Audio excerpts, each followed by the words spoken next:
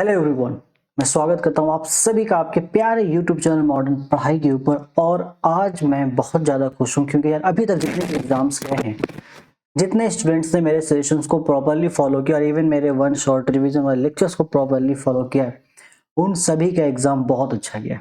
ठीक है, मैथ्स का एग्जाम भी बहुत अच्छा गया उन सभी स्टूडेंट्स का जिन्होंने प्रॉपरली पढ़ा था और सजेशंस को बहुत अच्छे से फॉलो किया था। जिन स्टूडेंट्स ने एग्जाम से एक दिन पहले 2-3 दिन पहले ट्राई किया सेशन को फॉलो करने का, वो कर नहीं पाए फॉलो। ठीक है, तो उसमें उनकी भी कोई गलती नहीं क्योंकि उनके पास टाइम कम था। बट अब लेट से आपने स्टार्ट किया तो इस वजह से आपने कर नहीं पाया। अदरवाइज मैंने कल पूरा एनालिसिस किया यार मैथ्स का, तो मैक्सिमम क्वेश्चन मेरे सजेशन से ही थे, या फिर मैं ये कह सकता हूँ कि ज़्यादातर क्वेश्चन तो मेरे सजेशन से ही थे जो मैंने बताया था। एंड इवन वो चीज़ें ऑलरेडी मैंने पढ़ा भी रखी थी। जो मेरे बैच के स्टूडेंट्स हैं प्रॉपरली, मेरे प्रवास बैच के एंड मैथमेटिक बूस्टर जो लास्ट में क्रैश कोर्स ज्वाइन किया था, तो वहां से भी मुझे काफी अच्छा फीडबैक मिला। उन सभी का एग्जाम बहुत अच्छा गया। और फिजिक्स का एग्जाम यस कंप्लीट हो चुका है, मैंने क्वेश्चंस देख लिए हैं। एंड यार फिजिक्स के एग्जाम में जो क्वेश्चंस आए हैं बहुत ही, मतलब मैं इजी नहीं बोलूंगा, मॉडरेट लेवल का क्वेश्चन है, ना ही बहुत हार्ड है ना ही बहुत ज्यादा इजी। उन्होंने बीच में रखा है क्वेश्चन को। ओके, बहुत हार्ड तो नहीं किया है। जिनको हार्ड लग रहा है इट मीन्स आपने कहीं ना कहीं कंसेप्ट को अच्छे से नहीं सीखा, इसी वजह से आपको लग रहा होगा। एंड मुझे इतनी खुशी है कि रात में मैंने जो 2 लेक्चर्स अपलोड किए थे, आई नो कि टाइम कम था, तो बहुत सारे स्टूडेंट जो पहली बार पढ़ रहे थे उनके लिए बहुत मुश्किल था उसको अटेंड करना। बट जो रिवीजन कर रहे थे, जिनको रिवीजन करना था, उनके लिए वो लेक्चर्स बहुत हेल्पफुल साबित हुआ। तो जिन्होंने भी उसको देखा उसका फीडबैक बहुत अच्छा था और उसकी वजह से बहुत सारे स्टूडेंट्स का यहाँ पे हेल्प हो पाया एग्जाम में। एंड उन्होंने बहुत अच्छे से वो लिख करके आए एग्जाम में। वो कह रहे हैं कि सर हमने 90 आउट ऑफ 90 किया है। ओके यस, फीडबैक काफी अच्छा है। बाकी आप लोग बताना आपका फिजिक्स का एग्जाम कैसा गया और मेरे सजेशन से आपको कितनी हेल्प मिली, क्योंकि मेरे अकॉर्डिंग जितना मैंने चेक किया अभी तक सजेशन से मोर देन 40 मार्क्स के क्वेश्चन तो मुझे अभी तक दिखे हैं। बाकी मैं और भी चेक करूंगा बाद में तो पता चलेगा, बट मोर देन 40 मार्क्स के क्वेश्चन। तो अगर आपने कुछ भी नहीं पढ़ा था और अगर आपने अच्छे से मेरे सजेशन को पढ़ लिया होगा एग्जाम से पहले, तो पासिंग मार्क्स तो आप आराम से यहाँ पे अचीव कर चुके हो। और जिन्होंने बहुत अच्छे से तैयारी की थी उसके बाद उन्होंने मेरे सजेशंस को फॉलो किया, then I can assure you कि आपके मार्क्स बहुत अच्छे आने वाले। एंड इवन अगर आपने बहुत अच्छे से कॉपी प्रेजेंट भी किया होगा तब बहुत अच्छा होगा। आज हम बायोलॉजी के बारे में बात करेंगे। लास्ट एग्जाम बायोलॉजी का आपका होने वाला है। इसके बाद ऑप्शनल सब्जेक्ट होता है, तो ऑप्शनल सब्जेक्ट में सारे स्टूडेंट्स तो होंगे नहीं, कुछ कुछ स्टूडेंट्स रहते हैं मेनली उसमें।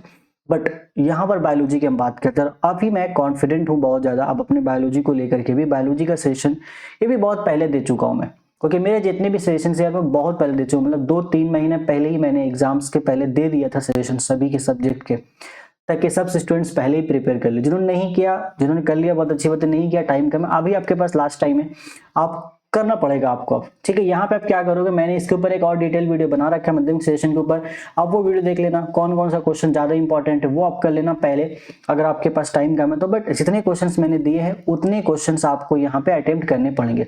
तो ऑल क्वेश्चंस आपको मेरे सजेशन से अटेम्प्ट करने होंगे। और आज के लिए मैं बोलूंगा सबसे पहले आप रिवीजन करो। ठीक है, रिवीजन आप खुद से करो या फिर मेरे लेक्चर से कर लो। 2 लेक्चर ऑलरेडी अवेलेबल है, मैं बता देता हूँ। रिवीजन के बाद मेरा सजेशन आपको फॉलो करना है। Okay, and then revision plus मेरा सजेशन फॉलो करके यहाँ पर आपको एक मॉक टेस्ट अटेम्प्ट कर लेना। हालांकि शायद टाइम ना बचे मॉक टेस्ट अटेम्प्ट करने का, इसलिए बोल रहा हूँ पहले रिवीजन करना बहुत अच्छे से। अभी 2 लेक्चर्स ऑलरेडी अवेलेबल है। चैप्टर 1 कंप्लीट है उसमें, एंड देन चैप्टर 2 भी हमारा कंप्लीट है। ये अप्रोक्स ज्यादा नहीं 2 आवर्स के अराउंड है, ये मेरा 1.30 आवर्स के अराउंड है। इसके अलावा एक वीडियो में और आज डाल दूंगा शाम 5 से 6 बजे तक, जिसमें चैप्टर 3 to 5 तक पूरा कंप्लीट होगा। वो ज्यादा बड़ा नहीं होगा, अप्रोक्स 2.30 आवर्स का होगा। तो अगर हम टोटल टाइम ड्यूरेशन में आपको बताऊं तो आप ये समझ लो कि 2.5 और यहाँ पर 3, 4, 5, 6 घंटे के अप्रोक्स ये हो सकता है टोटल। जिन्होंने पहले से चैप्टर 1 चैप्टर 2 दे रखा है, वेल एंड गुड, आपको वो बस डायरेक्ट रिवाइज कर लेना, दोबारा लेक्चर मत देखना। अगर कुछ कंसेप्ट समझना है तो सिर्फ वही वाला पोर्शन देखना, पूरा लेक्चर मत देखना, टाइम बचाओ। यहाँ पे सिर्फ आपको 2.5 घंटे ही लगेंगे, तो आपको ओवरऑल 5 से 6 घंटे यहाँ पे लग सकते हैं इसको करने के लिए। मैं बहुत जल्दी लेक्चर अपलोड करने की कोशिश करूंगा, जितना जल्दी हो सकता है मुझसे। कल तो लेट हो गया था, यू नो कि क्या प्रॉब्लम हुई थी, किस वजह से लेट हुआ था, बट इस बार लेट नहीं होगा, बहुत जल्दी मिल जाएगा आपको। इसके बाद सजेशन ऑलरेडी अवेलेबल है टेलीग्राम पे। मैं सजेशन फिर से टेलीग्राम पे अपलोड कर रहा हूँ। टेलीग्राम चैनल का लिंक डिस्क्रिप्शन पे ही मिलेगा वीडियो के, और नीचे पिन कमेंट चेक कर लेना, कमेंट में भी आपको मिल जाएगा, जाके आपको ये कर लेना है। इतना करने के बाद, रिवीजन लेक्चर करने के बाद, सेशन करने के बाद आपके पास टाइम बचता है, देन आप यहाँ पे मॉक टेस्ट अटेंड करना। वैसे तो मेरी तरफ से ये हीट हो तो मतलब कंपलसरी कर लेना तो बहुत अच्छा रहेगा, आपका एक लिखने का प्रैक्टिस हो जाएगा।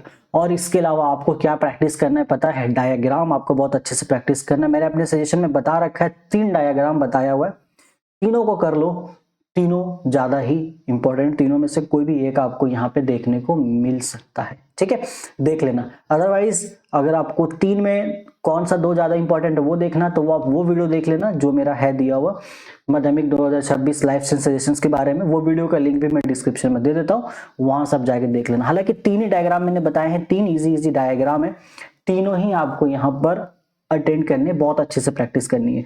मैं कहूंगा एटलीस्ट ना डायग्राम में आधा घंटा देना, 30 मिनट्स बहुत है, आप प्रैक्टिस कर सकते हो, ठीक है। मैं डायग्राम बनाने में प्रैक्टिस करना, देन डायग्राम के साथ साथ इसमें आपको नेमिंग जो है, खास तौर से नेमिंग का ध्यान देना, 5-6 नाम तो आपको एटलीस्ट लिखना होगा, वो आपको ध्यान देना है, क्योंकि ये 5 नंबर का ये तो एक क्वेश्चन कंफर्म है। अब बायोलॉजी में मैं इतना अभी तक श्योर हूं कि बायोलॉजी में जितने भी लॉन्ग क्वेश्चंस आपको देखने को मिलेंगे उसमें से मेजोरिटी ऑफ द क्वेश्चंस, या हो सकता है कि सारे के सारे लॉन्ग क्वेश्चंस मेरे ही सजेशन से हो, तो बहुत अच्छे से पढ़ के जाना। कई बार क्या होता है, देखो सजेशंस में ना हमने 2 मार्क्स 3 मार्क्स और 5 मार्क्स का क्वेश्चन दिए, क्योंकि ऐसा क्वेश्चन आता है। कई बार जो 5 मार्क्स होता है ये 2+3 में ब्रेक होता है, तो 2 और 3 मार्क्स में जो क्वेश्चन होते हैं ना, ये दोनों कंबाइन होकर 5 मार्क्स में आ जाते हैं। तो होता क्या है कि बहुत सारे स्टूडेंट सिर्फ लॉन्ग क्वेश्चन पढ़ के गए 5 मार्क्स वाला, अब उसमें से क्वेश्चन नहीं आया, 2 नंबर या 3 नंबर वाला मिला के एक लॉन्ग क्वेश्चन आ गया, तो रहता मेरे सजेशन से ही वो प्रॉब्लम क्या होती है, आपने वो नहीं पढ़ा तो आपको लग रहा है कि वो नहीं है, तो पूरा पढ़ना सारा का सारा।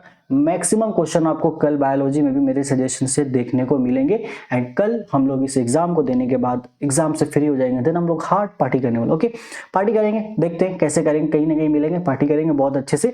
फिलहाल यार बायोलॉजी के एग्जाम आपका बहुत अच्छा जाने वाला, टेंशन मत लो, अभी तक उन्होंने बहुत ज्यादा टफ नहीं किया कोई भी पेपर, तो बायोलॉजी में हो सकता है कि थोड़ा वो टफ करें, लेकिन वो टफ कहाँ कर सकते हैं, एमसीक्यू वाले पोर्शन में, क्योंकि एमसीक्यू का जो पोर्शन होता है ना बायोलॉजी में, वो थोड़ा बहुत दिक्कत तो देता है कई बार, और लॉन्ग क्वेश्चन में आपको दिक्कत क्रिएट यहाँ पे कर सकते हैं। लॉन्ग क्वेश्चन में ज्यादा दिक्कत नहीं होगा, लॉन्ग क्वेश्चन में सवाल आपको लगभग वही मिलेगा जो मैंने दे रखा है सजेशंस में, बट क्या होगा, लैंग्वेज ट्विस्ट कर देंगे। तो लैंग्वेज को समझने के लिए कि अगर कैसे वो क्वेश्चन को घुमा देते हैं, वो क्वेश्चन घुमा देंगे लेकिन जवाब सेम रहेगा जो आप पढ़ के गए हो, तो कैसे लिखोगे, उसके लिए आप अच्छे से रिवीजन करना, और मेरे लेक्चर्स आप प्रीफर कर सकते हो इसके लिए, क्योंकि मैं लेक्चर्स में ये बताता हूँ कि एक क्वेश्चन को कितने तरीके से, कितने अलग अलग तरीके से यहाँ पर पूछ सकते हैं एग्जामिनर, और हर टॉपिक में मैं एमसीक्यू बताता हूँ कौन सा टॉपिक से कैसे एमसीक्यू बन सकता है। आप बोलोगे कि एक सेट ऑफ एमसीक्यू दे दीजिए, वो पॉसिबल नहीं है, आपको पूरा लेक्चर अच्छे से देखना होगा, समझना होगा चैप्टर को, आप तभी एमसीक्यू डील कर पाओगे। तो एमसीक्यू और लॉन्ग क्वेश्चन आपका थोड़ा सा यहाँ पे टफ होने का चांस है, तो बहुत अच्छे से प्रिपेयर करना, मेरे बताए हुए तरीके को फॉलो करोगे तो प्रॉब्लम नहीं होगी, ठीक है। चलो तो फिलहाल आज की वीडियो में बस इतना ही था, जानकारी देना आप लोगों के लिए। ये लास्ट एग्जाम है, जाओ जाके फोड़ दो, उसके बाद आप इस एग्जाम के चंगुल से फिलहाल आजाद हो जाओगे, उसके बाद आराम से यार चिल करना, ठीक है, हम लोग भी चिल करेंगे। ऑप्शनल एग्जाम उतना कोई दिक्कत नहीं, मेरे लिए पॉसिबल होगा तो मैं कुछ आपको सजेशन दे दूंगा ऑप्शनल एग्जाम में, बट उम्मीद मत करना बहुत ज्यादा, पॉसिबल नहीं भी है। मैं ऐसे ट्राई कर रहा हूँ कुछ टीचर से बात करके, अगर पॉसिबल हुआ तो कंप्यूटर साइंस या फिर इन्वायरमेंटल साइंस होता है किसी का, उर्दू के लिए तो उतना दिक्कत है नहीं, उर्दू के लिए एक छोटा सा बुक आता है, वो आप कर लोगे तो पूरा क्वेश्चन वहीं से होता है, ओके। तो फिलहाल इतना फॉलो करना जो मैंने बता दिया है, बायोलॉजी में 100 आउट ऑफ 100 आप अचीव कर सकते हो। मैंने खुद बायोलॉजी में 97 मार्क्स अचीव किए थे, इन सारी चीज़ों को फॉलो करके आप भी यहाँ पर 90+, 95+ अचीव कर सकते हो। डायग्राम वाला पोर्शन जरूरी है, इंपॉर्टेंट रखना, और कुछ क्वेश्चन ऐसे होते हैं जहाँ पे बीच बीच में डायग्राम आता है, बट वो बोलते नहीं है कि कोई भी डिवीजन के, कोई भी सेल डिवीजन के बारे में आप लिख रहे हो, कोई रिप्रोडक्शन है, जैसे कि वेजिटेटिव रिप्रोडक्शन में बहुत सारे टाइप्स होते हैं, cutting, grafting, okay, advantageous birds है वहाँ पर, एंड फिजन्स वगैरह, तो उन सारे चीज़ों में छोटे छोटे डायग्राम बना देना। एंड इवन वो जो एक टॉपिक है हमारा आपका चेकर बोर्ड वाला, ठीक है, चेकर बोर्ड वाला जो एक टॉपिक होता है हेरिडिटी में, वो अच्छे से कर लेना। हेरिडिटी में एक क्रॉस तो आने ही वाला है, एंड आई थिंक इस बार बहुत ज्यादा चांसेस है मोनो हैबिट क्रॉस के आने के, तो अच्छे से उसका चेकर बोर्ड कर लेना, फेनोटाइपिक रेशियो, जीनोटाइपिक रेशियो, सब बहुत अच्छे से प्रिपेयर कर लेना, ठीक है। चलो इतना ही चीज था, जितना इंपॉर्टेंट चीज था सब बता दिया मैंने, अभी ज्यादा कुछ नहीं, ज्यादा टेंशन नहीं लेना, बहुत आराम से रिलैक्स होकर पढ़ाई करनी, बहुत अच्छा एग्जाम जाएगा। तो मिलते हैं फिर आपसे कल एक न्यू वीडियो में, जहां पर हम डिस्कस करेंगे, अब एग्जाम खत्म हो चुका है तो आगे क्या क्या करना है। तब तक take care, till then good bye, all the very very best for your board exams.